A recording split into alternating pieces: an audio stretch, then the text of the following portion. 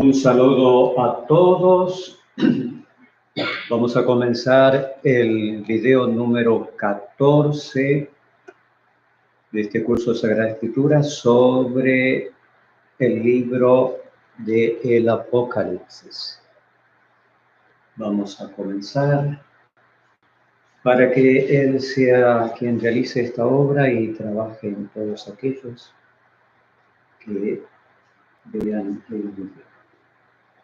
En el nombre del Padre, y del Hijo, y del Espíritu Santo. Amén.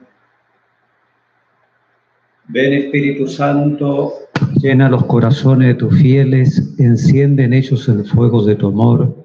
Envía, Señor, tu Espíritu, y todas las cosas serán creadas, y renovarás la paz de la tierra. Oh Dios, que lesionaste los corazones de tus fieles con la ciencia del Espíritu Santo, danos el gustar todo lo recto según el mismo Espíritu y gozar siempre su celestial consuelo por Cristo nuestro Señor. Padre nuestro que estás en los cielos, santificado sea tu nombre. Venga a nosotros tu reino, hágase tu voluntad en la tierra como en el cielo. Danos hoy nuestro pan de cada día. Perdona nuestras ofensas, como también nosotros perdonamos a los que nos ofenden. No nos dejes caer en la tentación y líbranos del mal. Amén. Dios te salve María, llena eres de gracia, el Señor es contigo. Bendita tú eres entre todas las mujeres y bendito es el fruto de tu vientre, Jesús. Santa María, Madre de Dios, ruega por nosotros pecadores, ahora y en la hora de nuestra muerte. Amén. Gloria al Padre, al Hijo y al Espíritu Santo. Sagrada Familia de Nazaret, San Jerónimo. En el nombre del Padre, del Hijo y del Espíritu Santo. Amén.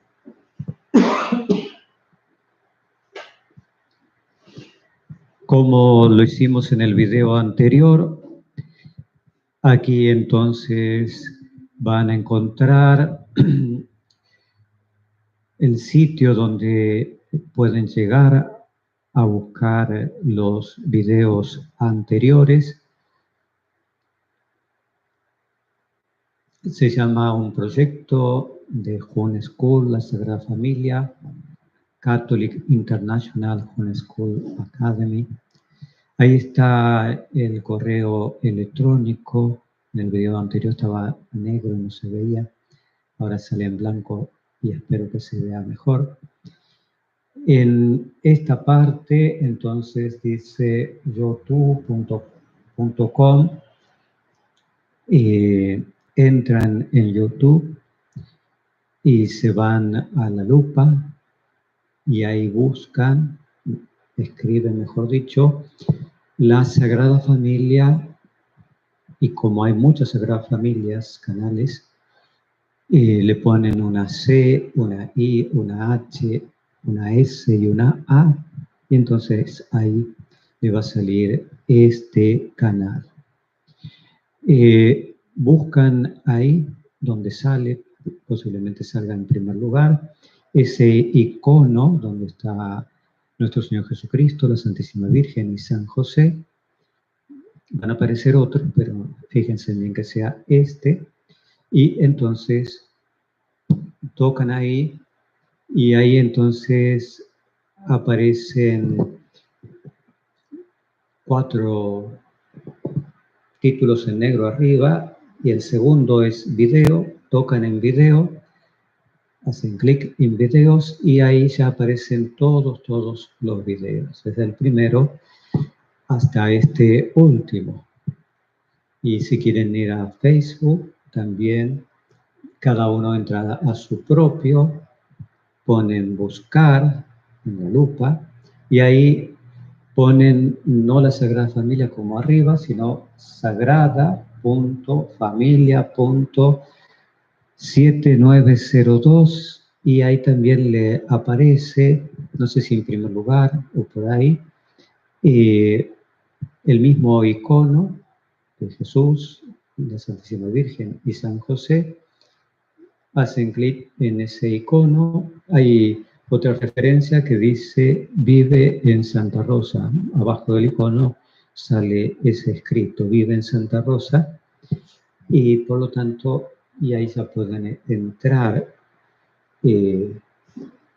porque también queremos subir los videos a Facebook en esa dirección.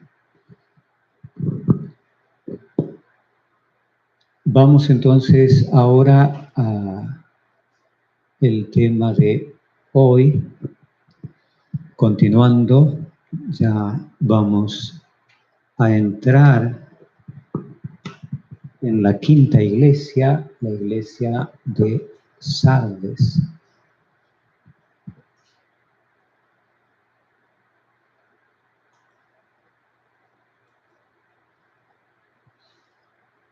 Ahí entonces ya tenemos las 7 iglesias.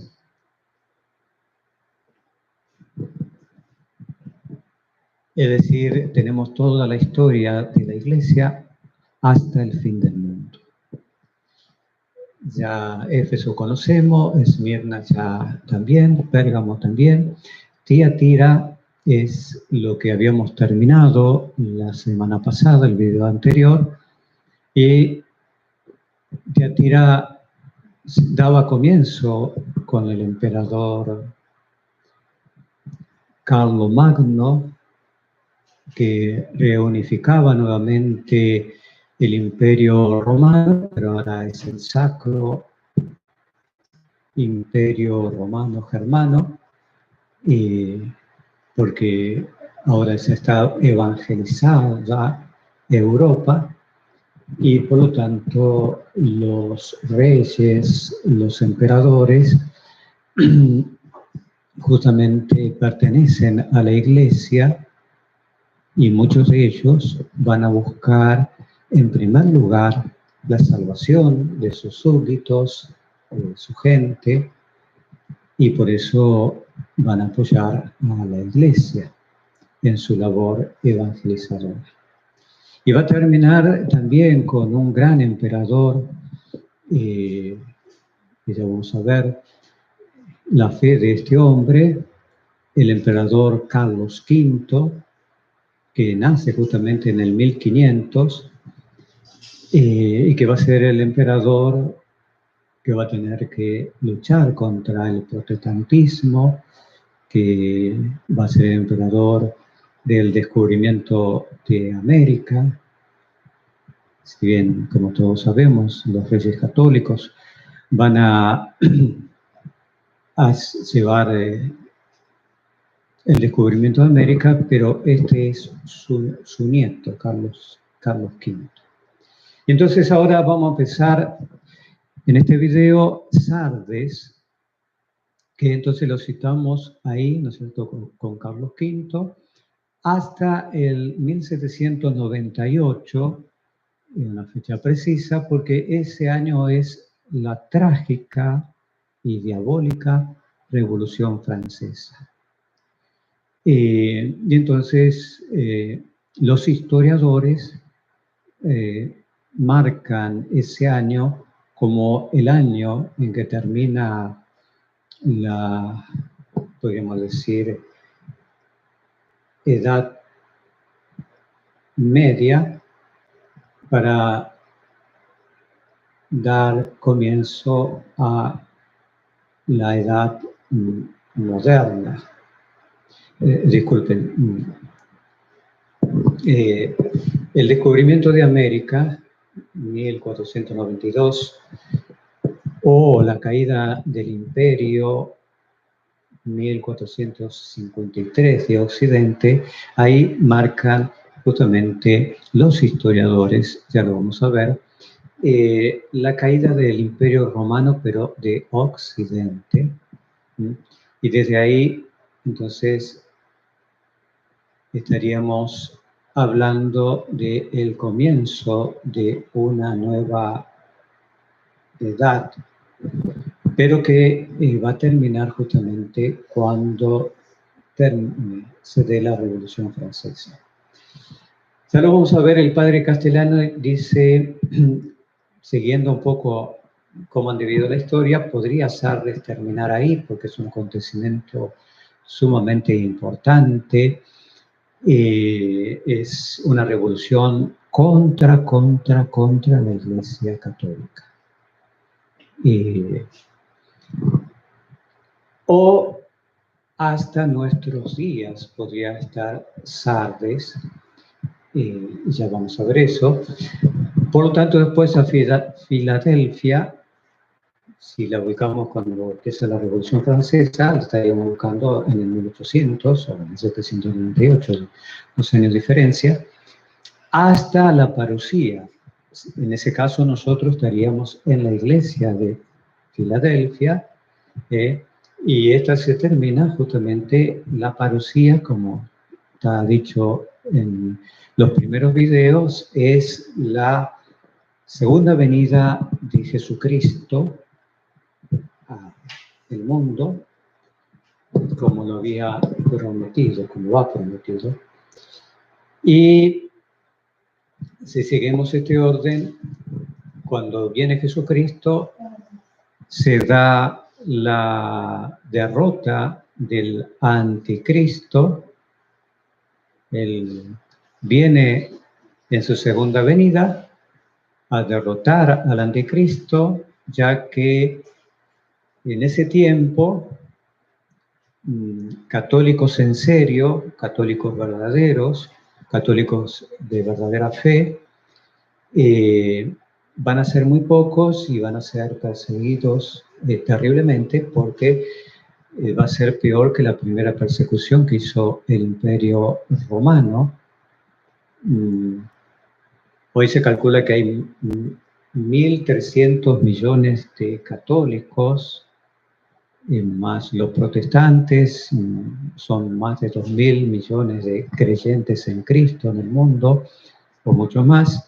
Bueno, pero esa gran mayoría, muchos van a apostatar, ¿no es cierto? Ya lo estamos viendo en las familias que se dicen cristianas, que ya los hijos no viven la fe de sus padres. Pero otro tanto, como en esta época del anticristo también va a estar el pseudo profeta, van a ser atraídos, ¿no es cierto?, a una pseudo religión que se va a basar así en el sentimiento. Mucha gente solo piensa en la fe como una cosa del sentimiento, ¿no es cierto?, del corazón. Yo me quiero acercar a Dios para sentirme bien, yo me quiero acercar a Dios para sentir algo, como si la fe fuera un sentimiento. La fe radica justamente, ilumina nuestra inteligencia, es la enseñanza de Dios, Entonces, muchos van a estar justamente en esa falsa religión, que esa otra bestia que aparece en el Apocalipsis, el pseudo profeta, va a llevar a gran parte de la humanidad. Por lo tanto, en el tiempo del anticristo, solo los buenos católicos, los pocos católicos, ese resto, ¿no es cierto?, será perseguido, la estarán pasando muy mal. Y el resto del mundo, como lo dice Cristo, será como en tiempos de Noé, van a seguir vendiendo y comprando, casándose y descasándose. Así que la humanidad no va a estar pidiendo tanto que venga nuestro Señor, porque ya ni va a creer en Él, y tampoco que se termine con la venida de Cristo, su buen pasar, ya que el anticristo también va a crear un ambiente, como es el mundo de hoy, ¿no es cierto?, de una paz aparente, de una alegría hueca, ¿no es cierto?, la alegría de tener cosas, de cambiar un carro, ¿no? Va a ser llamado príncipe de la paz, tal vez iba a haber una guerra, o va a haber una guerra, y el anticristo entonces va a traer esa paz. Entonces viene nuestro Señor Jesucristo, esa es la parusía, derrota al anticristo sin nada, no necesita nada. El anticristo es un ser humano endemoniado, lo manda al infierno, así dice el Apocalipsis, ya lo vamos a ver, y también al pseudo profeta. A esos dos, por lo menos 2 habitantes, va a tener el infierno.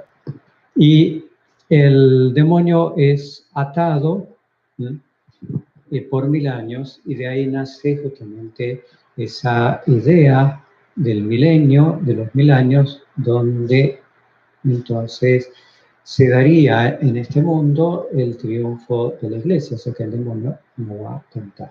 Entonces ahí más o menos tenemos este panorama de toda la historia de la iglesia.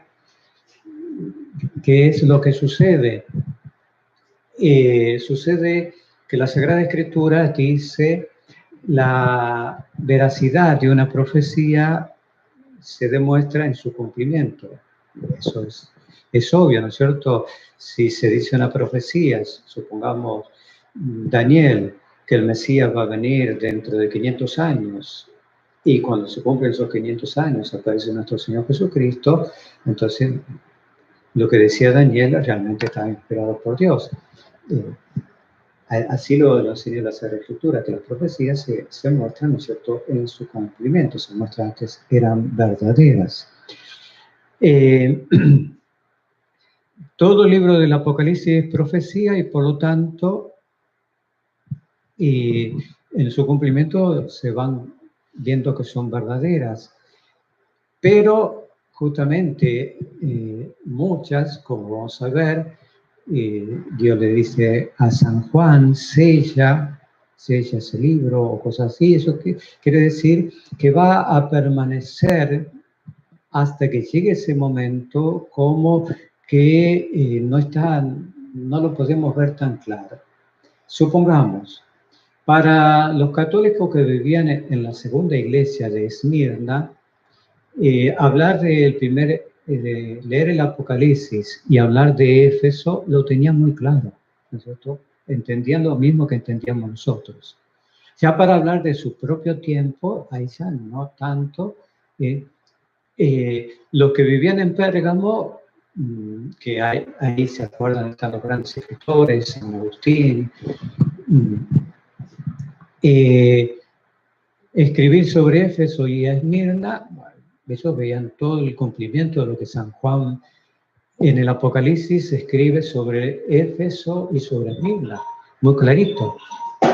Pero querer hablar de Tiatira, Sardes, Filadelfia y la Odisea, eso ya no tenían tantos argumentos, ¿no es cierto? Y así lo que escribieron viviendo en Tiatira, escribir sobre Éfeso, sobre Esmirna, sobre Pérgamo, no tenía ningún problema porque todas esas profecías ya estaban cumplidas. A medida que avanzamos en la historia, vamos viendo con más claridad los hechos.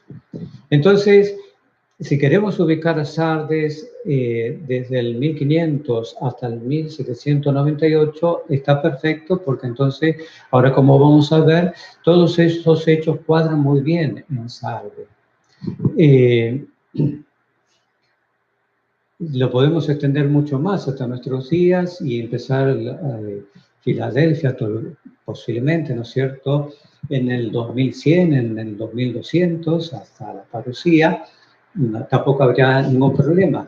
Lo que sí es claro que Filadelfia, ¿no es cierto?, se puede interpretar muy bien como justamente el tiempo de la parusía de nuestro Señor Jesucristo, porque ahí aparecen 2 cosas: la conversión de los judíos y la tentación mundial. ¿Qué es la tentación mundial? Lo que dijimos, ¿no es cierto?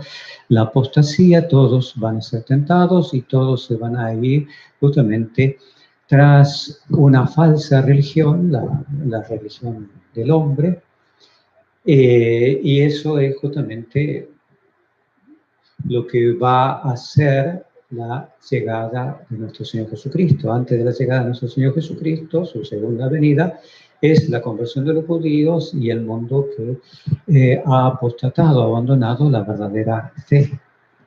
No es que no van a tener fe, pero van a tener esa fe en el hombre.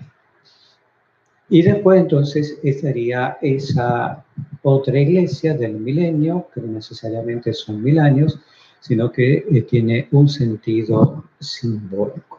Pregunta, padre. Sí. La conversión de los judíos todavía no pasa y no hay señales de que alguien esté en eso. No pasa y no, como usted muy bien dice, no hay señales de... Hay una señal también, ¿no es cierto?, muy elocuente. Jesucristo dice que Jerusalén va a ser pisoteada por los gentiles hasta que llegue el tiempo de las misiones. Es decir, y ya los mismos judíos que crean, los judíos sionistas, o la sinagoga de Satanás, o el estado profundo, el deep state,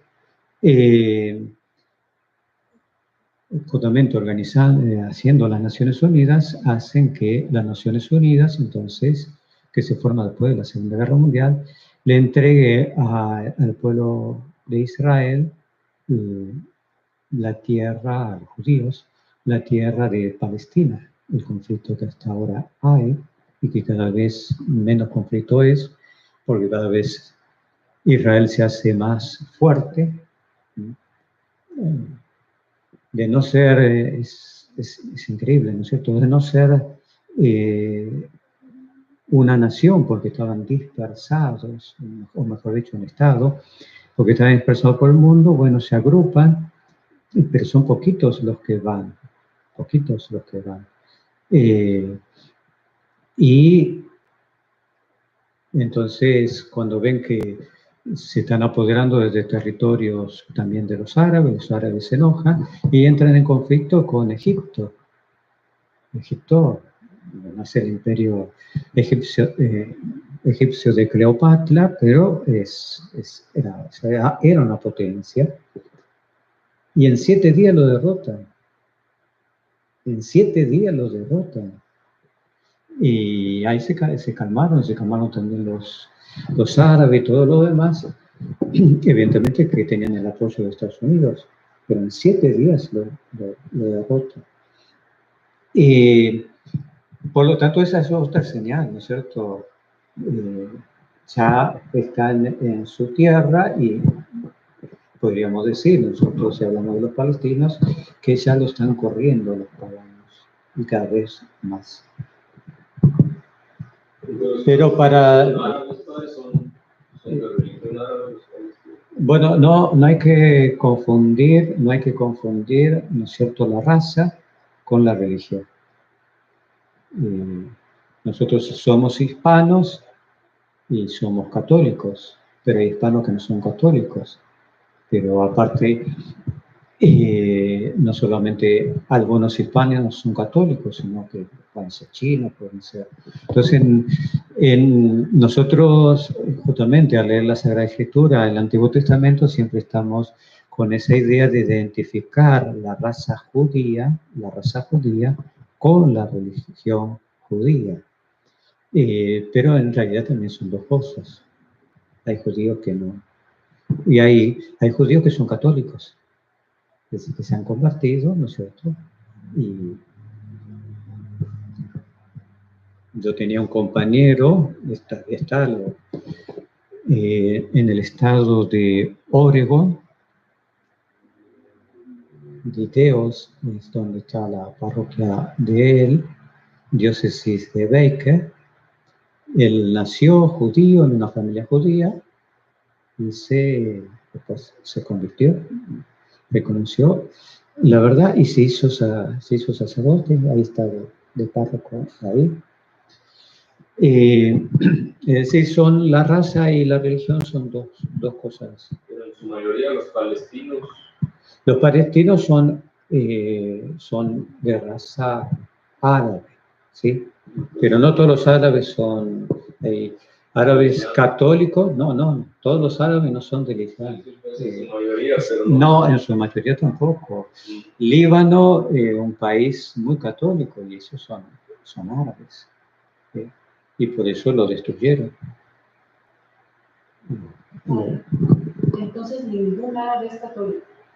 No, estoy diciendo que no confundan raza con religión. Oh, okay. No, usted es hispana, ¿no es cierto? Pero no todos los hispanos son católicos. Son dos cosas distintas, raza y religión. Que por ahí una mayoría, ¿no es cierto?, de árabes sean musulmanes, eso es cierto, pero no son los únicos musulmanes que hay. O sea, muchos africanos son musulmanes por imposición, pues. Invadieron los árabes y se apoderaron de todo eso. Ahora vamos a ver un poquito más.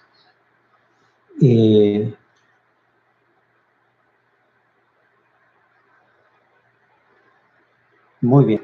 Esto ya lo conocemos, así es la estructura de las cartas, pero simplemente un cambio que sucede en las tres últimas iglesias es que lo quinto, el premio, ¿no es cierto?, al vencedor queda en el cuarto lugar y lo cuarto queda en el quinto, que es el que tenga oídos que oiga. Tiene un significado que ya lo vamos a ver. Ese es el cambio en esta estructura que se dan en las cartas desde la quinta iglesia. ¿Se acuerdan que dijimos los septenarios, esos 7 cartas, 7 sellos, 7 trompetas, 7 copas, están como divididas 4 y 3. Estas 4 iglesias que acabamos de ver, ¿no es cierto?, hasta Tiatira, justamente significan el crecimiento de la iglesia, las 2 restantes significan el declive de la iglesia. Muy bien, ahí entonces ya tenemos la iglesia de Sardes. La frase que la define es: yo conozco tus obras, que tienes nombre de que vives y estás muerto. Y por eso se ve que la iglesia se está derrumbando, hay tumbas, tienes nombre de vivo, pero estás muerto. Sardes, ¿se acuerdan? Ahora lo vamos a ver también en el mapa. No. Muy bien. Acá está San Juan, esta es la isla, acá. Esta es la isla de Pasmo, esta se llama Regeo, que pertenece a todo el Mediterráneo, ¿no es cierto? Acá está San Juan escribiendo, de ella le escribió a Éfeso, le escribió a Esmirna, le escribió a... Ahora la distancia entre una y otra, calcúlenle entre 60, 80, 90 kilómetros, no todos son parecidos. Se le escribió a Pérgamo, a Tiatira y a los Sardes. Después queda Filadelfia, pero vamos a volver un poco atrás. Muy bien, esa ciudad, esa población, entonces, en ese tiempo que San Juan está en la isla, conocía todo eso, prisionero en esa isla de Pasmo. Sardes, capital del reino de Lidia, era conocida en la antigüedad por sus riquezas, de ahí toda la mitología griega, toma, mejor dicho, la mitología griega, la historia de uno de sus reyes, Midas, que obtuvo de Dionisio, un diosocito diríamos, el poder de convertir en oro todo lo que tocaba, y que se arrepintió terriblemente de su privilegio. Ese es el rey Midas. Bueno, es una imagen, ¿cierto?, una figura. A quien tiene en sus manos es a su hija. ¿Qué le pasó a la hija? Se convirtió, claro. Que bueno, ¿no es cierto?, todo lo que toque oro, pero eso es el capitalismo, ¿no es cierto? Todo quiero que se vuelva dinero y todo lo demás. Y así destruimos a nuestra familia. Pero justamente la mitología griega produce, ¿no es cierto?, esa historia con mucha sabiduría. La mitología griega tiene una gran sabiduría. Porque justamente esta población de Sardes era conocida por su riqueza. Entonces lo transforman en un mito, ¿no es cierto? Son ricos porque tuvieron un rey que todo lo transformaba en oro. Acuérdense siempre que el Apocalipsis, ¿no sé, Dios en su infinita sabiduría, porque vieron que las 7 iglesias están juntas, pero cada una son distintas a otra. En su infinita sabiduría Dios fue moviendo los hilos en su providencia, ¿no es cierto?, para que cada una signifique justamente una época de la historia de la iglesia. Ahí tienen, ven, eso los monumentos, las construcciones que quedan, ¿ves? Son cosas importantes, no son chozas o cosas así. Y eso es lo que hemos visto. Y acá empezamos con el texto entonces del Apocalipsis. Está en el capítulo 3, versículo 1. Y al ángel, a ver si alguien lo quiere leer. Escribe el ángel de la iglesia de Sardes. Así habla el que tiene los 7 espíritus de Dios y las 7 estrellas. Conozco tus obras, te crees vivo, pero estás muerto. Despiértate y reanima lo que todavía no ha muerto, pues tus obras me parecen muy mediocres a la luz de Dios. Recuerda lo que recibiste y oíste, ponlo en práctica y arrepiéntete, porque si no te mantienes despierto, vendré como un ladrón sin que sepas a qué hora te sorprenderé. Tengo, sin embargo, los nombres de unos pocos de Sardes que no mancharon sus ropas. Esos me acompañarán vestidos de blanco, porque se lo merecen. El vencedor vestirá de blanco. Nunca borraré su nombre del libro de la vida, sino que proclamaré su nombre delante de mi Padre y de sus ángeles. El que tenga oídos, escuche este mensaje al espíritu de las iglesias. Muy bien, bien que ahora lo último que dice, el que tenga oídos, ahí cambió, invirtió. En la interpretación que podríamos hacer, que nosotros estamos en Sardes, tal vez finalizando Sardes, eso entonces lo tenemos que tomar muy en serio porque es un mensaje para nosotros, para nuestro tiempo.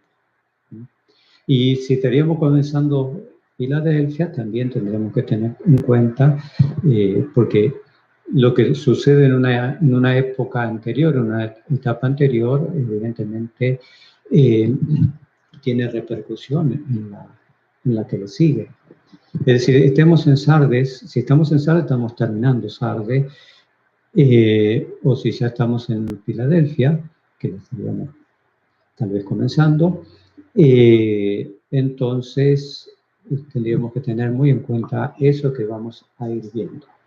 Pero acá lo más importante a tener en cuenta entonces es eso, ¿no es cierto? Tiene nombre de quien vive, pero estás muerto. ¿Por qué San Juan escribió eso? Muy bien. Hay una época de la historia que se llama Renacimiento. Renacimiento. ¿Eh? Renacimiento quiere decir que volvió a la vida, renació. Eso tiene nombre de vivo, esto.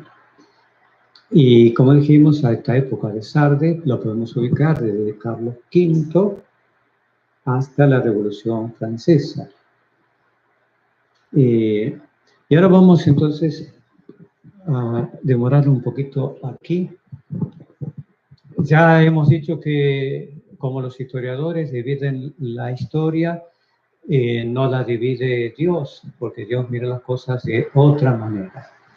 Los historiadores ven los acontecimientos que ellos piensan que son acontecimientos mundanos. Cuando decimos mundanos no es una palabra peyorativo decir de desprecio, sino que decimos acontecimientos del mundo. Entonces, según lo que los historiadores consideran que fueron grandes acontecimientos en la humanidad, entonces de esa manera han dividido la historia. Antes de la Edad Antigua, evidentemente ponen la prehistoria, pero en el 3500 antes de Cristo, como ven que ya los pueblos se empieza a aparecer en la escritura, entonces dicen acá empezó una nueva edad. Por acá, no sé, más o menos, por aquí estaría entonces Moisés 2000 antes del nacimiento de Cristo, de esta flechita, es decir, 1500 para acá y 2000 para acá, 1500 años antes, digo. Moisés ya escribiendo justamente la Sagrada Escritura, es decir, ya la Escritura estaba. El nacimiento de nuestro Señor Jesucristo, ya sabemos, ¿cierto? No una edad, pero sí una era, la era cristiana de origen, y por eso empezamos en ese momento a contar los años desde cero, ¿no? Y entonces decimos lo que pasó antes de Cristo y lo que pasó después de Cristo, ¿no? Entonces aquí estamos, y lo cual quiere decir que Jesucristo nació en la edad antigua. ¿Cuándo termina la edad antigua? Con la caída del Imperio Romano, ¿se acuerdan? 475. Pero ya vamos a ver que el Imperio Romano estaba dividido en que Teodosio lo dividió en dos. El Imperio de Occidente con su capital en Roma y el Imperio de Oriente con su capital en Constantinopla. El que va a caer aquí es el Imperio de Occidente, de Europa, la Europa conocida, no de Oriente. Ese va a durar casi 1000 años más. Y la Edad Media, que es lo que estuvimos viendo en Tiatira, lo interrumpen con el descubrimiento de América o con la caída del Imperio de Oriente, la otra parte del imperio. La Edad Moderna, entonces, desde que se descubre América, es decir, Carlos V, hasta la Revolución Francesa. En este podríamos decir que estamos coincidiendo toda esa edad que no es muy grande, con esta iglesia que vamos a ver ahora de Sardes, ¿sabe? Y desde la Revolución Francesa hasta nuestros días, los historiadores dicen que estamos en la edad contemporánea. Y acá está el imperio, ¿no es cierto? Acá simplemente es para mostrar esta línea divisoria, cuando el emperador dividió, entonces ya estaba más o menos evangelizado o bien aceptado la religión católica como religión del imperio. Entonces, como ya era muy grande, puso uno de sus hijos como emperador cuando se estaba muriendo de Roma y otro como emperador de Constantinopla, para poder gobernar mejor. Este imperio es el que cae, y todo esto es lo que cae, ¿no es cierto?, en manos de los bárbaros, ¿qué son eso, no es cierto?, en el 475, y prácticamente 1000 años después, 1453, caerá en manos de los turcos, ¿no? Y ya ahí se terminó todo rastro del Imperio Romano. Pero ya ahí decimos de Occidente esta parte y de Oriente esta parte.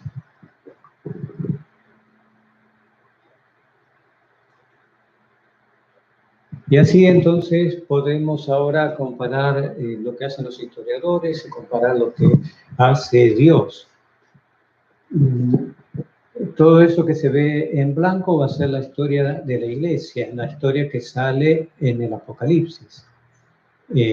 Va a comenzar en el año 33, es la historia de la iglesia, no de Jesucristo. Jesucristo ya subió a los cielos y mandó el Espíritu Santo y ahí estamos.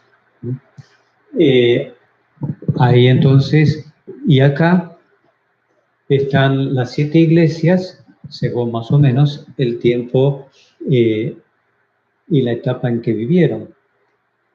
La edad antigua, entonces, la tenemos ahí marcada desde el 3500 hasta el 700, 3500 antes de Cristo hasta el 775 después de Cristo.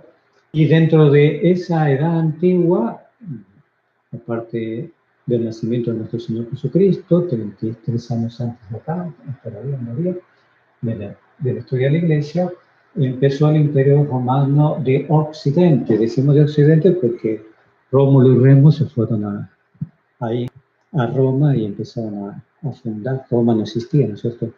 A fundar su ciudad y así se fue agrandando, dominando. Y habíamos dicho entonces, dentro de esta edad antigua, ¿no es cierto?, nace el imperio, y en el año 33, después del nacimiento de nuestro Señor Jesucristo, entonces ya empieza la iglesia de Éfeso, que es el tiempo de los apóstoles. Podríamos decir, según los historiadores, que estaban en la edad antigua. También dentro de esa edad antigua va a estar Esmirna, ven que Dios divide las cosas de distinta manera.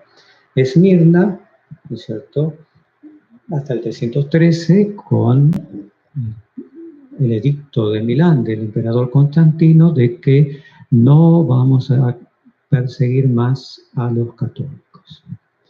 Y Pérgamo va a comenzar en el 313, ¿no es cierto?, comienza para la iglesia algo muy distinto, y va a terminar en el 800, que ya entonces nos encontramos dentro de la Edad Media, según los historiadores.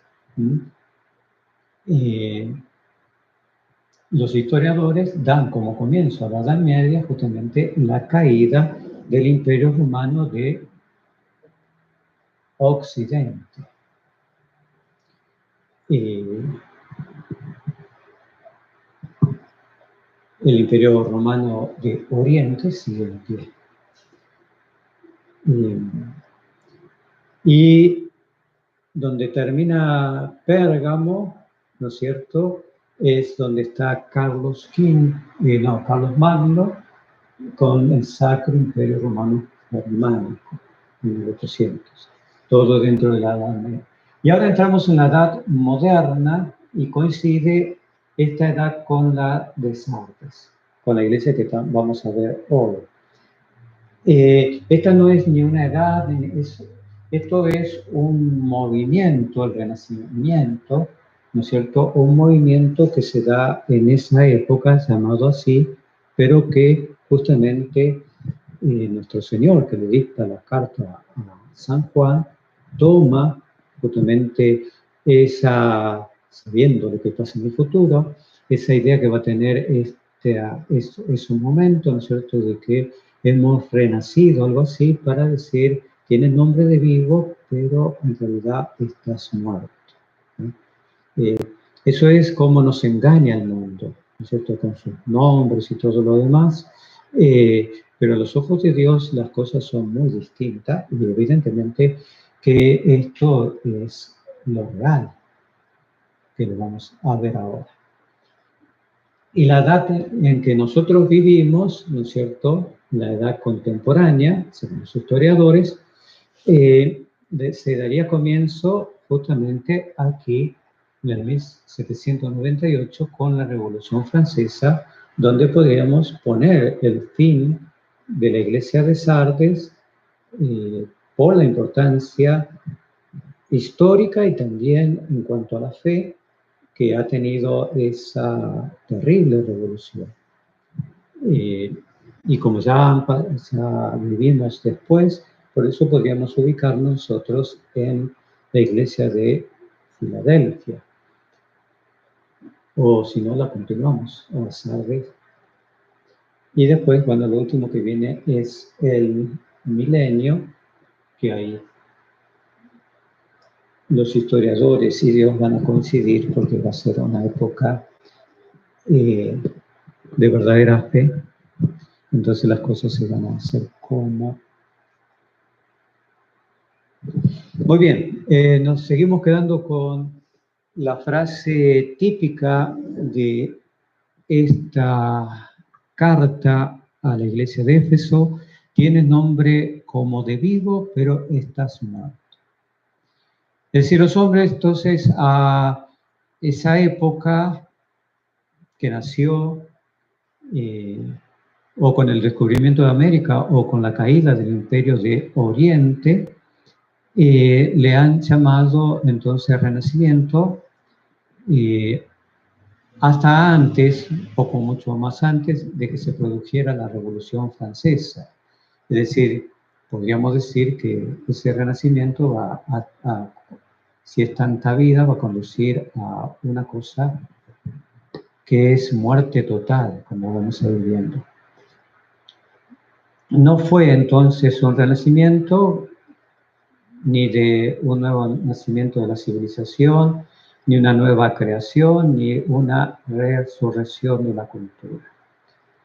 Esto está inventado, porque acá vamos a ver cómo comienza ya el protestantismo, por los historiadores protestantes y liberales. El liberalismo va a nacer con la Revolución Francesa.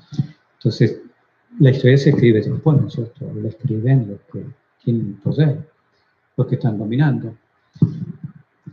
De que el Renacimiento y la Reforma es la Reforma de Lutero, marcan el fin de las épocas oscuras, ¿no es cierto? Cuando alguien habla de Edad Media, siempre están diciendo, esa época oscura, y entonces como de un volver al paganismo, a lo anterior, de la propagación del Evangelio por parte de la Iglesia Católica. Es decir, lo que hizo la Iglesia Católica, propagó el Evangelio en el imperio, e incluso dicen, por eso se cayó el imperio, ¿no es cierto? El imperio de Oriente, digo, de Occidente, en el 475, 100 años y un poquito más después que el imperio aceptara la religión católica y la tomara como suya, y por eso el imperio se derrumbó, dicen todos estos historiadores protestantes o liberales. Entonces, como que se liberaron, como vamos a ver, un poco de la iglesia, y entonces empezó una nueva etapa que le dieron el nombre de Renacimiento, como el comienzo de los gloriosos y refulgentes tiempos en que vivimos, que por el contrario son más oscuros que nunca. Ahí en el Renacimiento tenemos a Miguel Ángel, este es el David de Miguel Ángel, es la imagen. Evidentemente es una gran obra de arte, de la piedad también, de Miguel Ángel, pero están volviendo a las imágenes, ¿no es cierto?, como la tallaban los griegos antiguamente, que eran muy buenos artistas. A eso le están llamando renacer, ¿no es cierto? Toda esa cultura de los griegos, de aquellos, la vamos a tomar. Y empieza la fiebre nuestra, ¿no es cierto? La invención de la técnica moderna, ¿no? No de la ciencia, la técnica, el dominio sobre la materia, que lamentablemente no va a ir acompañada de un crecimiento moral del hombre, porque ahí está el problema, ¿no es cierto?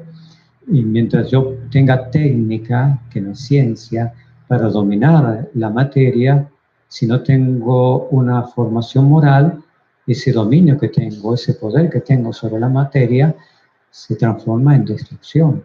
Es decir, ¿para qué la humanidad creó bombas atómicas?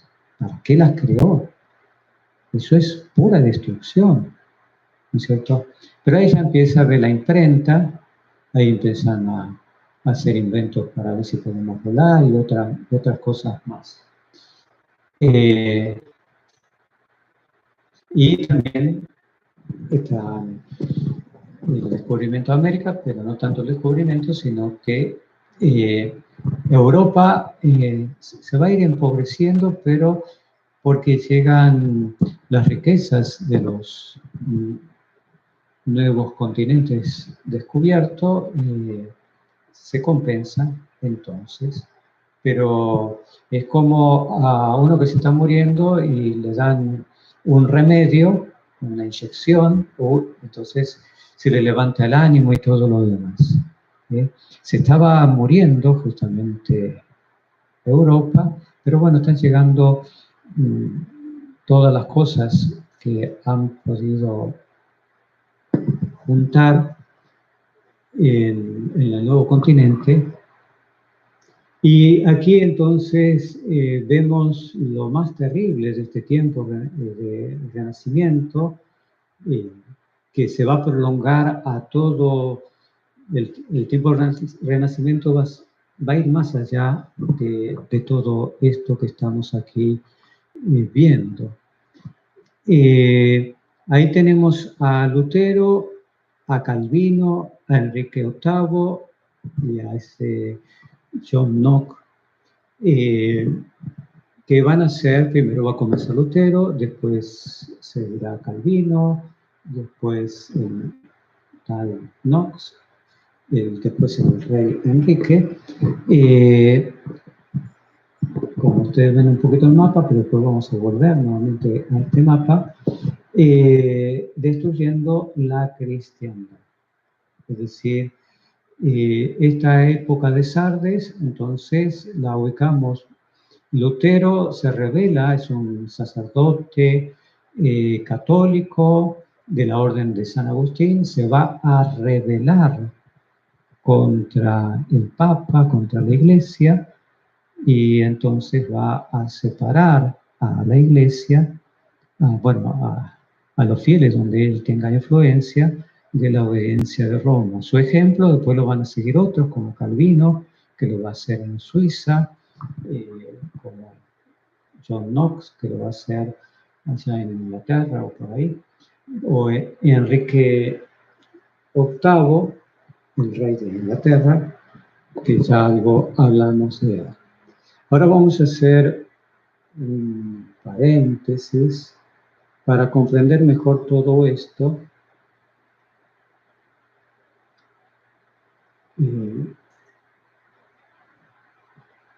Y ahí entonces tenemos a Lutero, ese gran hereje. Queremos entender un poco, ¿no es cierto?, esta terrible época de Sardes que está escrita ahí y que es una advertencia para nosotros y que dice que conservemos, que luchemos y que ya quedan unos pocos.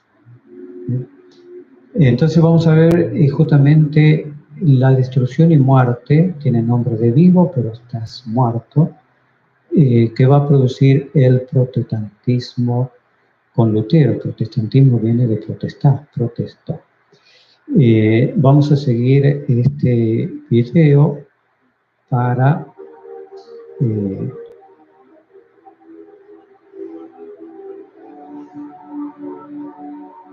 lo vamos a ir interrumpiendo y explicando, y si ustedes quieren también pueden interrumpir con preguntas. Martín Lutero es un agustino, es un fraile agustino que tiene un problema vital, un problema personal ante la manera de vivir los votos monásticos, los votos que él había realizado. Por si no se ve bien en el video, ahí dice abajo lo que está escrito: Lutero llegó a decir que los monjes y las monjas podían violar sus votos sin cometer pecado, pues eran votos inválidos en cualquier caso. Y se va a rebelar contra todo, ¿no es cierto? Él era justamente un monje, así que Él había hecho los votos y ya no los quería cumplir, pero el problema de él es que lo que él vive ahora lo quiere difundir por todas partes. Eso pasa en muchos lugares. Porque se siente incapaz de sobrellevar la concupiscencia, de combatirla. Y lo que es una cuestión personal, un problema personal. Concupiscencia quiere decir justamente los deseos de la carne. Lutero se va a hacer monje porque en un momento pensó que un rayo, mientras él iba, estamos en el 1500, ¿no es cierto? Ubíquense en ese entonces, más o menos lo que hoy es Alemania, ¿no es cierto?, a caballo, una gran tormenta y un rayo que cae muy cerca de él, y si él hubiera llegado un poquito antes, ¿no es cierto?, hubiera salido un poquito antes, ese rayo, él pensó, bueno, ese rayo me mataba, porque cayó muy, muy cerca, y él tenía el gran problema de la predestinación.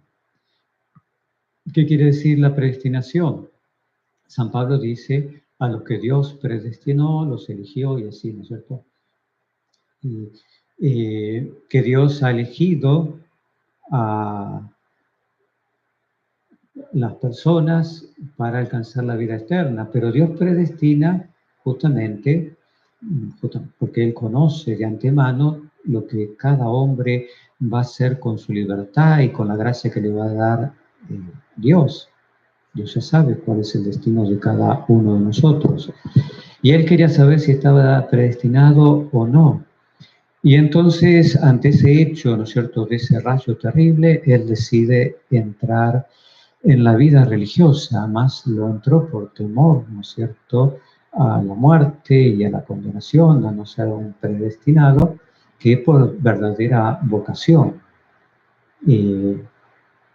Y acabó, dice ahí los que se lee casándose con una monja, una vez que empezó a destruir todo, y dijo, los votos no hay que respetarlos. La monja Catalina, a quien llamaba cariñosamente señora Cati, con la que tuvo 6 hijos.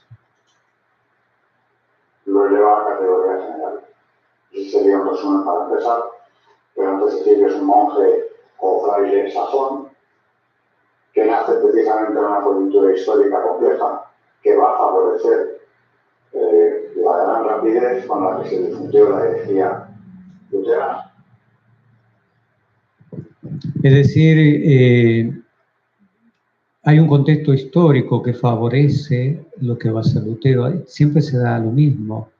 Hitler no es un loco que sale y que todos los otros son locos y lo siguen, sino que hay un contexto histórico malo para que una persona, un contexto histórico malo que en la historia se está llevando y que al pueblo alemán lo desfavorecía.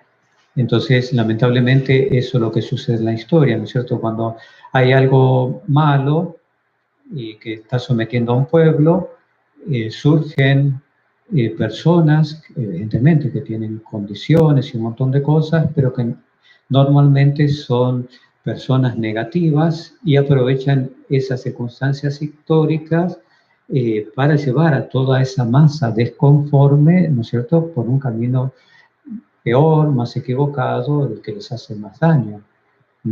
Así lo vemos con Hitler, así lo vemos con el comunismo en Rusia, con Marx, con Stalin, y así es toda la historia, así lo vamos a ver ahora con Lutero, ¿no es cierto? Y después lo vamos a ver también con la Revolución Francesa. No se hubiera dado la Revolución Francesa si Lutero no hubiera estado antes, destruyendo todo. Es decir, hay un caldo de cultivo y entonces lamentablemente aparecen personas, por ahí puede aparecer una persona buena y hacer salir de la crisis histórica a un pueblo para bien. Lamentablemente la historia lo que registra es que no siempre se da así y últimamente los que surgen como anticipando al anticristo, son personas perversas. Él llegó a decir, ahí dice, por si no lo pueden leer, poseo 3 perros feroces, es decir, él en su interior así lo describe, la ingratitud, la soberbia y la envidia. Estos 3 muerden la herida, cuando estos muerden la herida es muy profunda. Tenía una soberbia enorme, ¿no es cierto? Estamos hablando de finales del siglo XV, principios del XVI, y como factores que influyen en esa rápida difusión, yo subrayaría el conciliarismo, que nace ya a finales de la Edad Media, que es la teoría por la que el concilio está sobre el Papa, algo. Es decir, en ese concilio, como que los obispos y patriarcas, ¿no es cierto?, que son territorios mucho más grandes, decían, ¿no es cierto?, si todos nosotros, los obispos y los patriarcas, nos ponemos de acuerdo, entonces tanta autoridad está por encima del Papa y le podemos discutir cuestiones que el Papa disponga.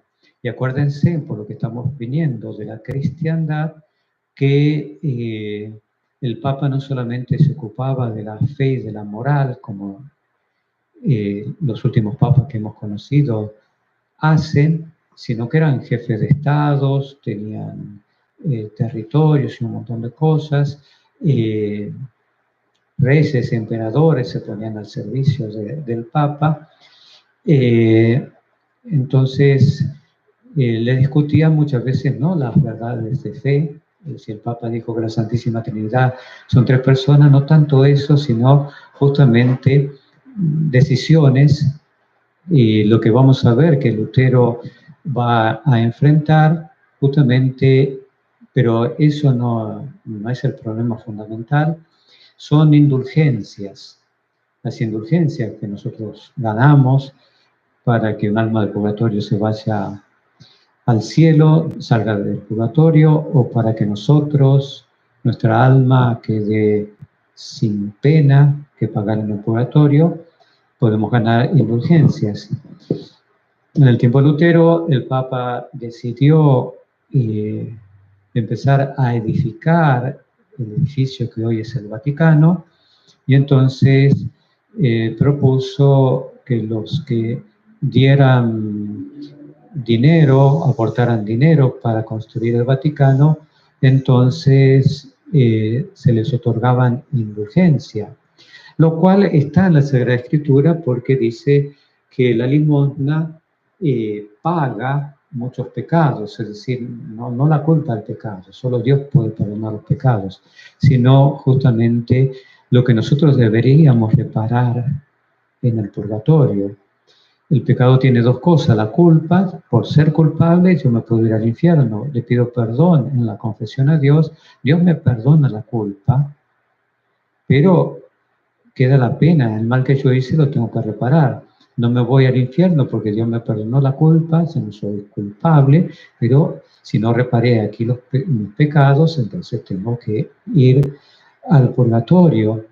Y entonces la Iglesia tiene todos los méritos, el tesoro de la Iglesia, son todos los méritos que hicieron los santos de la Santísima Virgen María, ¿no es cierto?, que hicieron muchas obras más de sus pocos errores o pecados, porque algunos fueron pecadores y se convirtieron. Y entonces todo eso, todas esas gracias y todo eso queda en la Iglesia, en el tesoro de la Iglesia, y entonces la Iglesia dice, por los méritos que hizo tal santo, o tal, te concedemos parte de esos méritos, y entonces eso es una indulgencia, eso paga la pena que tendrías que pagar en el purgatorio, y de esa manera no pasas por el purgatorio. Evidentemente una época de fe, y se sabía que después de esta vida había que pagar lo malo que habíamos hecho, aunque estemos arrepentidos y bien confesados.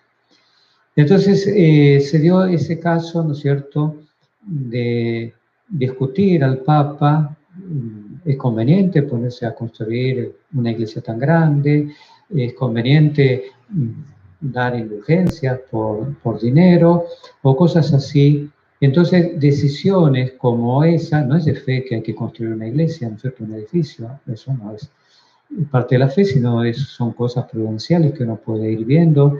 Necesitamos un templo para que la gente se reúna. La Virgen, cuando se aparece en México, justamente pide eso, que se le edifique un templo, es decir, no es que sea una cosa mala, pero bueno, si era conveniente en ese momento, si había suficiente fondo o lo que sea, y si esos fondos podían venir de que se vendieran la indulgencia, el pago de la pena que tenía que pagar en el purgatorio. Bueno, pero todas esas cosas son discutibles, pero no son justamente verdades de fe. No se le estaba quitando la autoridad al Papa en cuanto al magisterio de la Iglesia, sino a todas las otras cosas como jefe de gobierno. Entonces, ese concilio debilitó un poco la imagen del Papa o del papado. Ese fue tiene su origen en el cisma de Occidente. Y en los concilios que se celebraron en aquella ocasión para poner fin al mismo. Y eso queda ahí. Había temor en Roma a que se produjera un nuevo brote de conciliarismo. Y eso es lo que hizo también que se retrasara la convocatoria del decreto, que es un bien enorme a la cristiandad católica, a la claridad de ideas del mundo cristiano, en definitiva, pero que se temía, como digo, que acabara, pues a lo mejor como el de Basilea, concilio. Ahí dice, ¿no es cierto?, el texto del Apocalipsis, lo que tienes, trata de conservarlo.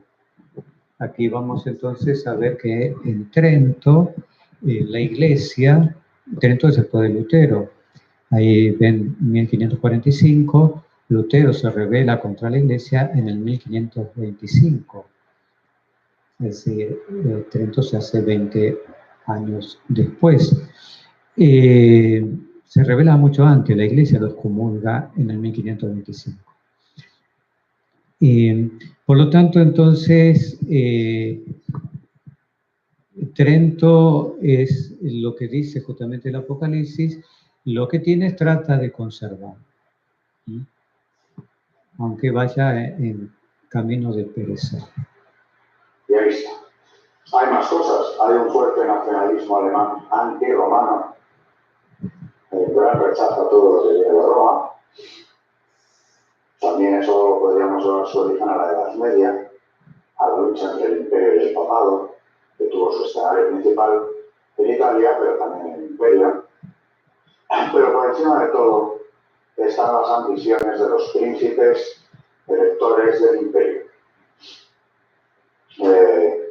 El poco poder de la soberanía, la poca soberanía que efectivamente podía ejercer el emperador, en ese momento Maximiliano, y luego ya su nieto, Carlos V. Es decir, este es Carlos V, el emperador que va a estar en el tiempo del descubrimiento de América y que va a llevar adelante el descubrimiento de América y que va a estar en el tiempo justamente de Lutero. Como ahí dice, los príncipes, los reyes, entonces muchas veces, ya eso lo vimos en el video anterior, querían tener más poder y entonces le hacían problema a los emperadores, no les obedecían, no sé. Un poder muy discutido por los príncipes electores que aspiraban a constituirse en soberanos, o al menos alcanzar una soberanía o una autonomía muchísimo mayor de la que ya tenían, siendo así que está grande. En ese sentido, yo siempre explico que el imperio alemán, el Sacro Imperio Romano-Germánico, falla gravemente y no consigue convertirse en un Estado moderno. Entonces, los demás Estados europeos, cuyos referentes España, la España de los Reyes Católicos, avanzan hacia un modelo de Estado completamente nuevo, que es el que llamamos moderno, El que está hablando es un doctor que en Derecho e Historia, es decir, no es ni un profesor ni un licenciado, es mucho más, ¿no es cierto? Para llegar a ser doctor, primero habrá sido profesor, después habrá hecho una licenciatura y después una persona que tiene amplio conocimiento de la historia y también de es una sola la historia de la Iglesia y la historia del mundo.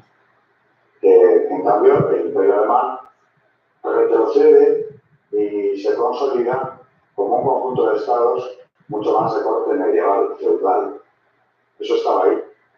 Y atacar la autoridad del Papa conlleva atacar la del emperador.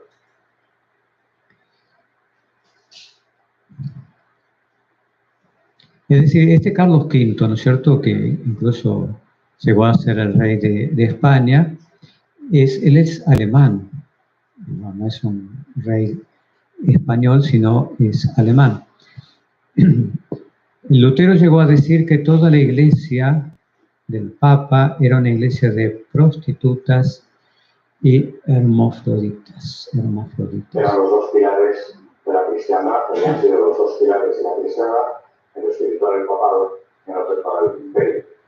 Así había sido la estructura de poder en Europa. Naturalmente, los príncipes electores van a seguir las banderas de Lutero en buena medida, porque con ello conseguían un poder mucho mayor. Es más, el propio Lutero les insta a que asuman la soberanía o la jefatura de sus iglesias en los territorios que gobiernan. De manera que estos príncipes van a quedar constituidos en otros tantos pequeños califas, jefes políticos, militares y desde luego religiosos.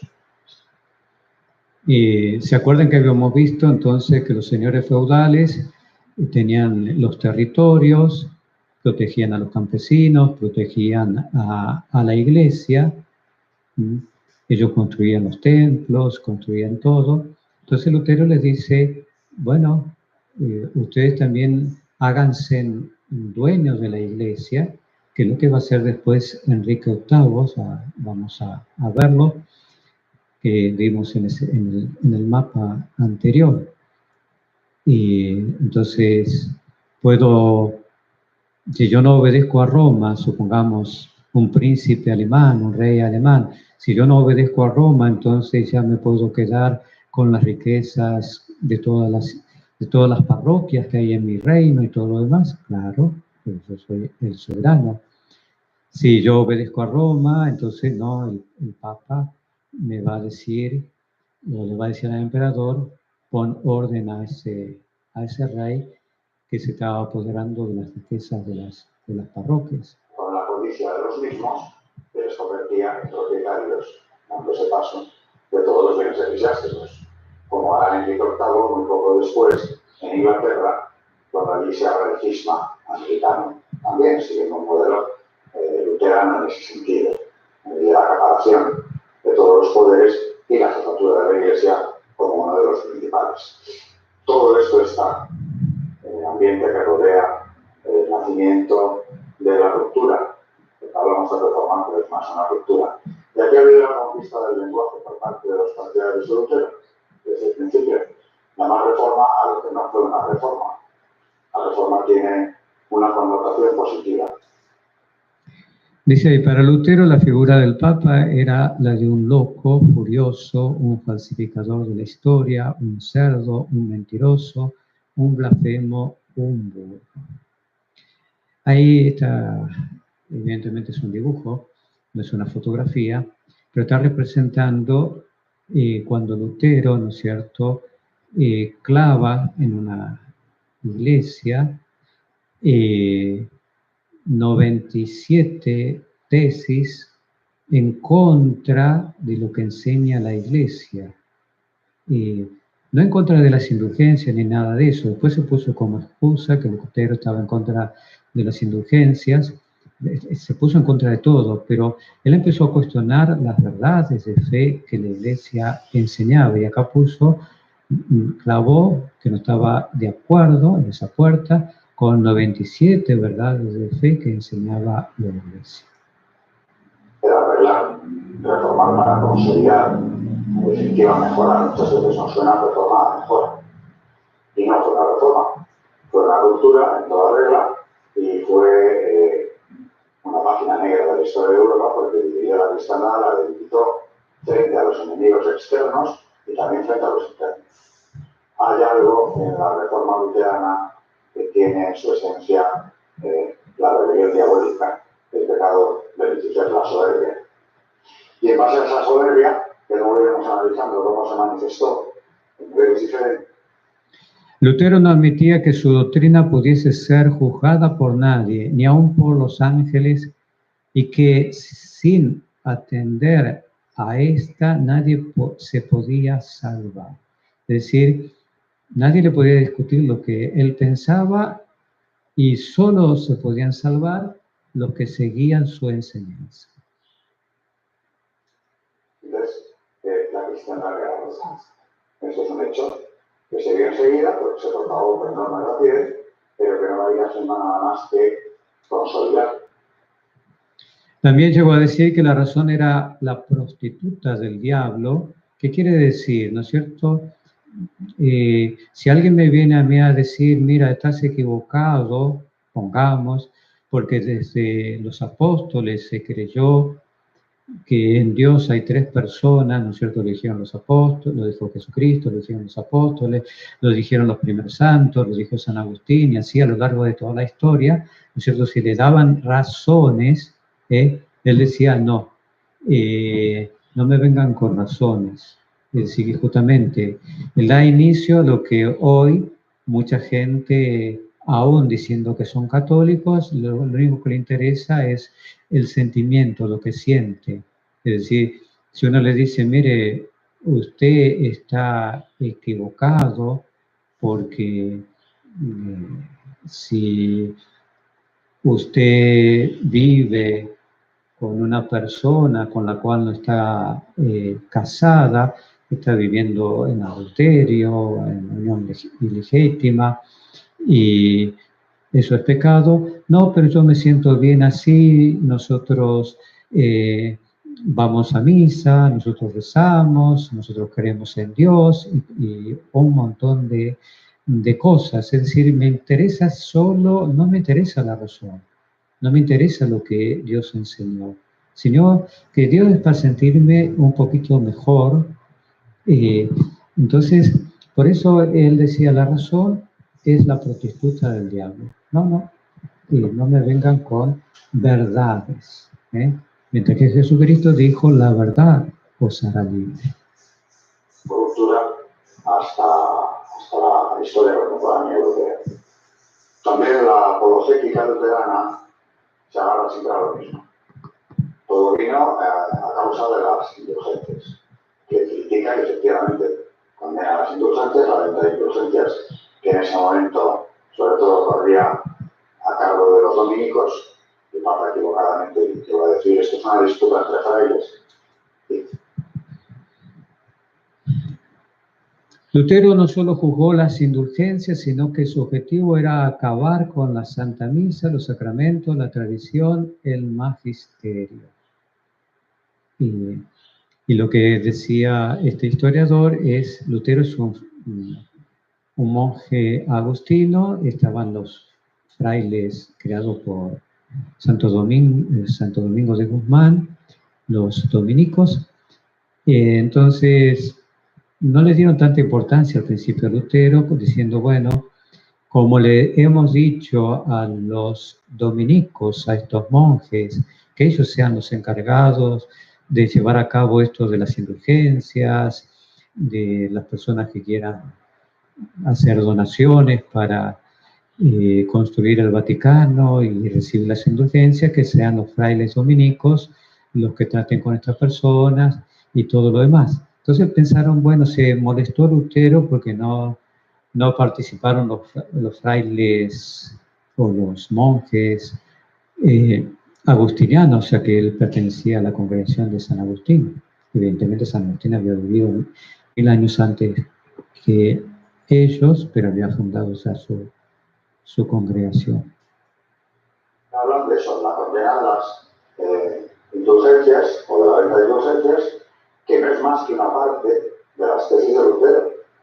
Pero antes de ellas, que al fin y al cabo serían algo anecdótico, que se podría haber superado con facilidad, esto es ahora a la víspera de Todos los Santos, pero sin embargo ya en septiembre de ese mismo año, 1527, había publicado en Wittenberg 97 tesis contra la teología escolástica, y de eso se habla mucho menos. O sea que previo al asunto de las indulgencias, que es lo que siempre se escribe, hay una enormidad de la teología. Lutero llegó a decir, él se enceguecía, su orgullo llegó a afirmar que Dios era grande y poderoso, bueno y misericordioso, pero también estúpido. La soberbia lo dominaba, que a veces ni sabía lo que decía y lo que hacía. Sus tesis fundamentales, y eso es de lo que generalmente no se habla, como si la cultura hubiera tenido su origen en algo tan anecdótico como simplemente las indulgencias, y se presenta Lutero como un joven fraile puro de intenciones que se escandaliza ante la corrupción de la Iglesia. Vamos a ver, primeramente, eso lo condenamos.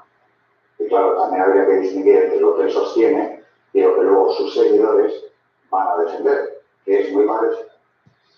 Lutero se vio ya condenado en vida cuando, mirando a las estrellas, dijo que ya era demasiado tarde para dar marcha atrás a lo emprendido por él.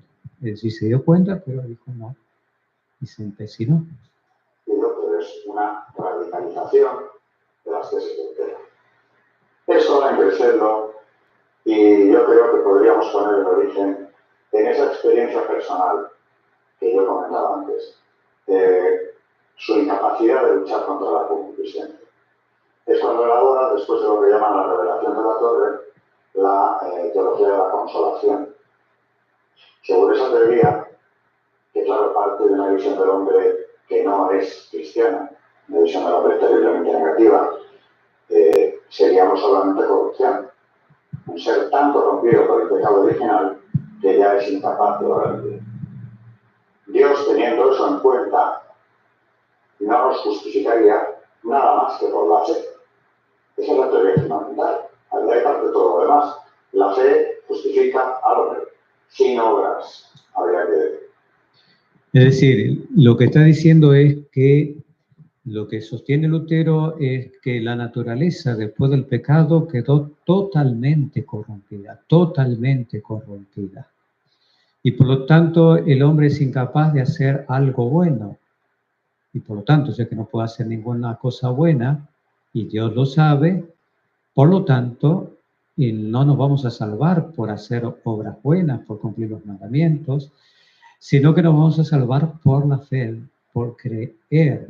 Eso es lo que sostiene, ¿no es cierto? Y que hoy muchos católicos sostienen eso, ¿no es cierto? Yo tengo fe, pero vivo pecando. Él se agarra un versículo de San Pablo, el justo vive de la fe, y quiere entender en ese versículo que ahí está la salvación. Nada más que la fe te salva. Sola fide. Y no es así. Porque claro, lo que no tiene mirar es la carrera de Santiago. No es decir, igual que el Espíritu vivifica el cuerpo, las obras vivifican la fe. Y que la fe, sin obras, es una fe muerta. La carrera de Santiago no existe. El Lutero, cuando modifica la Sagrada Escritura, ¿no es cierto?, va a sacar la Carta de Santiago, se contiene eso, ¿no es cierto?, donde dice la fe sin obras es una fe muerta. Incluso dice los demonios tienen fe y tiemblan. Los demonios tienen fe porque ellos nunca han visto a Dios ni lo verán, pero evidentemente que saben que existe porque se han rebelado contra Él, como nos sucede a nosotros. Me muero en pecado mortal, nunca he visto en mi vida a Dios y no lo veré tampoco en el infierno. Esa es la situación de los demonios, pero justamente ellos saben que Dios existe aunque no lo hayan visto. Eso es fe, la fe es de las cosas que no vemos. Así que si la fe justificaría, los demonios tendrían que estar salvados. porque ellos saben, creen que existe Dios. Incluso el demonio a Jesucristo varias veces le dijo, si eres el Hijo de Dios, ¿no es cierto? En el desierto, haz esto. Por eso, dice ahí, Lutero exhortaba a pecar cuando decía, sé un pecador y peca fuertemente, no está completa la frase, y dice, pero cree más. Peca todo lo que quieras, pero cree mucho más. Entonces, la fe es la que te salva. Eso va a tener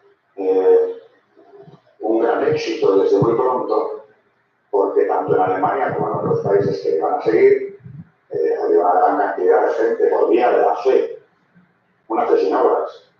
Quieren salvarse, les preocupa su salvación, pero también encuentran en esto una fórmula mucho más cómoda, en la fe sin obras. No solo justicia. Es decir, por los videos anteriores, ¿no es cierto?, que hemos estado haciendo, hemos visto, especialmente el anterior, cómo la iglesia en Tiatira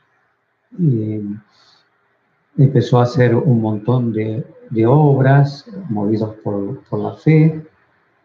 Ahora, ¿no es cierto?, nos encontramos que sale Lutero y dice que las obras no son necesarias. Encontramos reyes, príncipes, que en vez de decir, bueno, voy a, como lo hicieron los grandes santos, un San Luis Rey de Francia, que dijo, por la fe voy a llevar mi ejército francés a proteger los lugares santos, porque voy a defender la fe. No, ya no hay necesidad de hacer obras, solamente hay necesidad de creer. Entonces, eso destruye moralmente toda la cristiandad que le va a creer a Lutero. Hombre, por la fe sola. Sino que además, la otra tesis fundamental es la sola escritura. La revelación se ha manifestado y se mantiene, la revelación divina, exclusivamente en la Sagrada Escritura. Con lo cual rechaza completamente la tradición de la Iglesia y su magisterio. Lo cual es gravísimo, pero cuando hablamos de tradición de la Iglesia, estamos hablando no solamente de una repetición de costumbres, sino de que en esa tradición se contiene lo que los apóstoles y los primeros cristianos venían repitiendo desde los tiempos evangélicos, por ejemplo, en temas de liturgia. ¿Cómo se realiza la consagración? Eso está en los evangelios, pero ¿cómo se hace?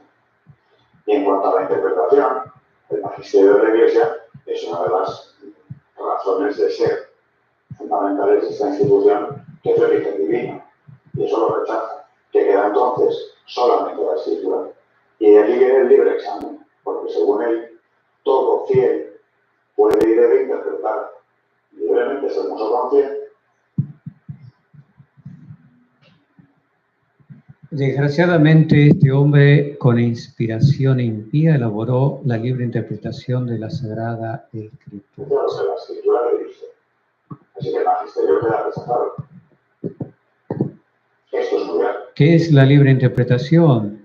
Es decir, que cada fiel puede decir, a mí me ilumina el Espíritu Santo, porque Jesucristo dijo que el Espíritu Santo nos enseñaría toda la verdad.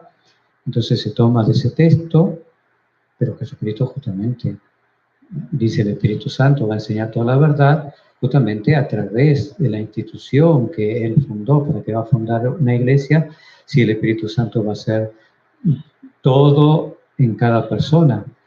Entonces él dice, no, y cada persona, si invoca al Espíritu Santo, va a conocer la verdad y va a leer la Sagrada Escritura, y porque invocó al Espíritu Santo va a saber cómo interpretarla. La cuestión es que, siguiendo esa teoría, hoy solo en Estados Unidos hay 50.000 denominaciones protestantes, es decir, que se diferencian una de otra porque no entienden la Sagrada Escritura de la misma manera. Este pastor dice tal cosa, el otro dice tal otra. En esta comunidad de este pastor, un fiel escucha algo y dice, no estoy de acuerdo con eso, se separa de su comunidad, ese fiel, y se pone a crear su propia iglesia porque dice, yo entiendo la escritura de otra manera.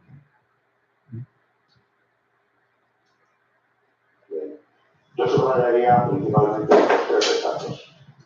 El rechazo de las obras como eficaces para conseguir la salvación, que parten de una antropología estableada, terriblemente negativa, que convierte al hombre en una criatura absolutamente corrupta.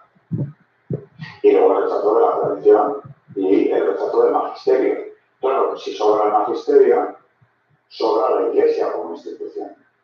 Todo lo que sea constitutivo, todo lo que sea organización eclesial, es algo que rechaza de paso.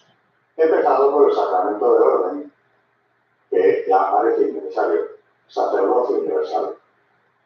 Y al rechazo del sacramento del orden, como tantos otros sacramentos, la mayoría, con eso está haciendo desaparecer muchos de los canales principales de gracia creados por Cristo. Porque claro, sin sacerdocio ministerial no hay penitencia privada. Es muy cómodo también salvarse sin tener que contarte tus pecados al confesor. Volvemos a lo de la sola fide. Ya mis obras son inoperantes, no tengo por qué confesarlas. Al menos en la confesión de Augsburgo, en 1530, lo que vienen a decir es que no hay por qué repetir, ni siquiera decir todos los pecados al confesor. Y al final lo que se elimina es el sacramento en sí. Además, aquí se lo vas a contar si no hay nadie que esté ordenado y pueda recibirte y darte la absolución como es debido. Lo vamos a parar aquí. Ya en el próximo video vamos a continuar. Y solo para cerrar, para que se nos vaya quedando esta imagen. Entonces Lutero, todo esto era católico, ¿no es cierto? Esto es lo que hicieron, todo lo que hizo la iglesia de Teatira, ¿no es cierto? Llevó a la conversión a los bárbaros y todo lo demás. Ahora entonces, de acá hasta Roma, acá lo tenemos a Lutero, que es capaz de Alemania, que va a llevar todo esto, ese colorcito, no sé, medio marrón, medio rojizo, y ahí dice luteranos, lo desprende de la iglesia. Calvino va a ser después de Lutero, ¿no es cierto? Él empieza todo, también su parte, se lo vamos a ver, todos esos puntitos, tal vez no se noten tanto, rosaditos, y bueno, va a invadir, pero por todos lados no va a tomar tanto, acá lo va a hacer uniforme, porque Lutero va a producir una guerra de 30 años, ¿no es cierto? En donde justamente Carlos V, ya lo vamos a ver, se va a levantar en armas contra los príncipes que Lutero está adoctrinando, y se van a producir una guerra de 30 años con un montón de terribles consecuencias.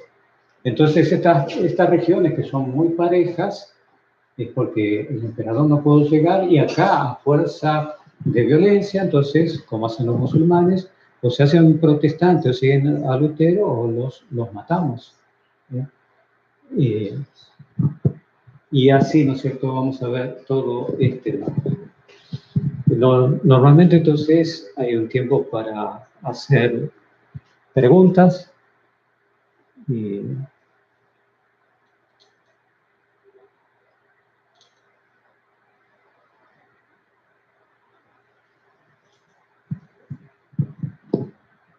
Si quieren hacer alguna pregunta, especialmente sobre el tema.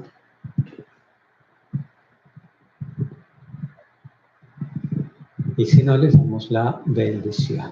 Entonces, quiere decir que Lutero fue el que inició lo de todos los protestantes, por ejemplo, o solo los de testigos de Jehová. No, él es el primero. Él es el primero de todos. ¿De dónde vienen los cristianos, los mormones, de ahí mismo? No, con el tiempo. Es decir, Lutero vive en el 1500, ¿no es cierto? Muchos son mormones y otros creados en el 1800, algo así, ya estamos a 300 años de Lutero. Pero él justamente deja esa base. ¿La base cuál es? ¿No es cierto? No, miren, Cristo no fundó una iglesia, no hay un papa, no hay sacramento, lo único que va a dejar es el bautismo.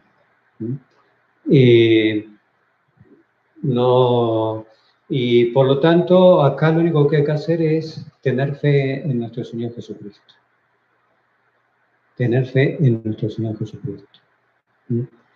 Pero, ¿de qué estamos hablando? No de una fe lúcida, ¿no es cierto? Bueno, nuestro Señor Jesucristo le dijo a San Pedro, sobre ti voy a edificar mi iglesia y las puertas del infierno no prevalecerán contra ella. No, la razón no. Acá el sentimiento, ¿no es cierto? Usted se siente bien, ¿no es cierto? Viviendo con su quinto esposo, entonces está bien. Usted cree en Dios, ¿no es cierto? Bueno, listo. Entonces ya está salvo. Mire, ahora no recuerdo bien el dato, pero creo que es, acaso sucedió en el estado de la ciudad de Filadelfia, no esa de la iglesia, sino en los Estados Unidos, que asesinaron a la esposa de un pastor protestante. La asesinaron. Bueno, investigaron y después descubrieron que había sido el esposo, el mismo pastor, el que la había asesinado. ¿Sí? Lo admitió. Entonces vieron los periodistas como son, que van y meten el dedo en la llaga, ¿no es cierto? Entonces ahí fueron a hacerle reportaje, no al pastor que estaba preso ya, sino a la comunidad, a la gente. Y ustedes entonces, ¿qué piensan para la comunidad esto? ¿Qué ha significado? Y le dijeron nada, porque como él ya aceptó a Jesucristo, ya es salvo. Si bien le traigo una información para la semana que viene. Es decir, por eso ven, podemos hacer lo que uno quiera. Hay un famoso pastor protestante también que se convirtió al catolicismo y que en el canal de la Madre Angélica, el canal católico, tiene programas. Juan Scott.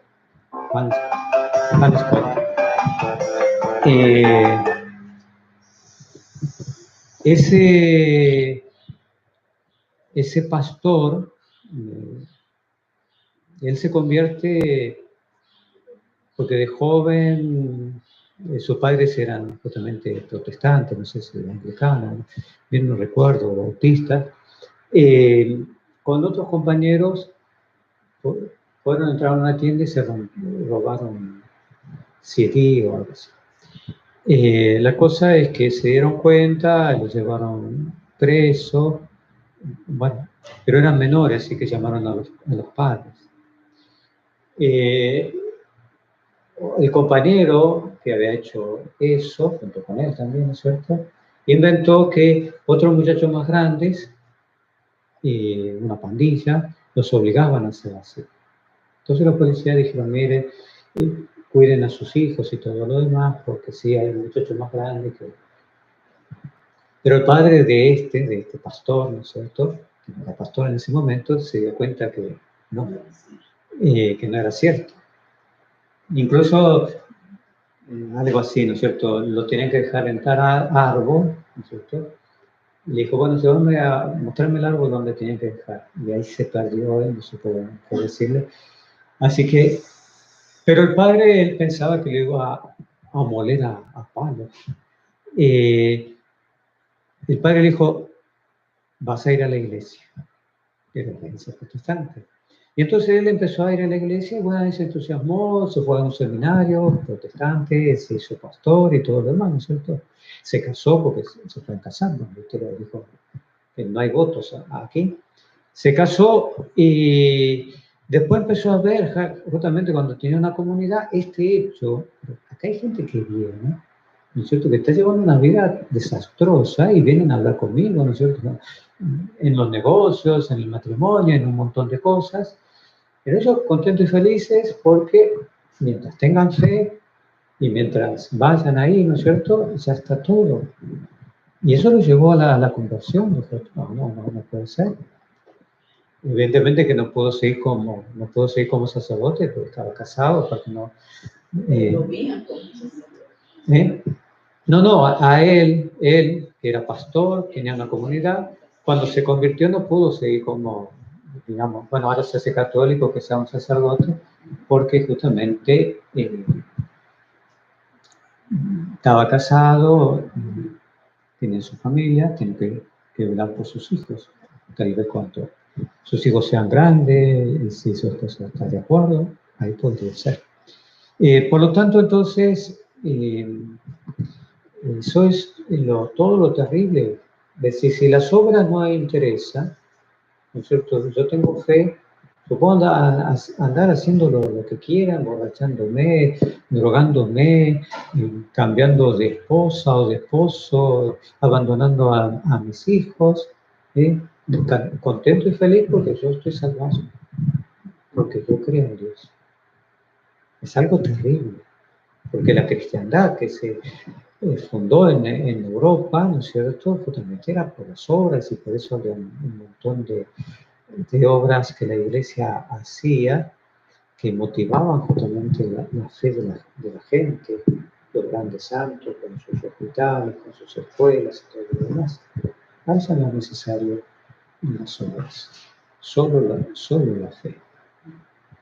Pero lo vamos a seguir viendo entonces en los próximos, mientras seguimos.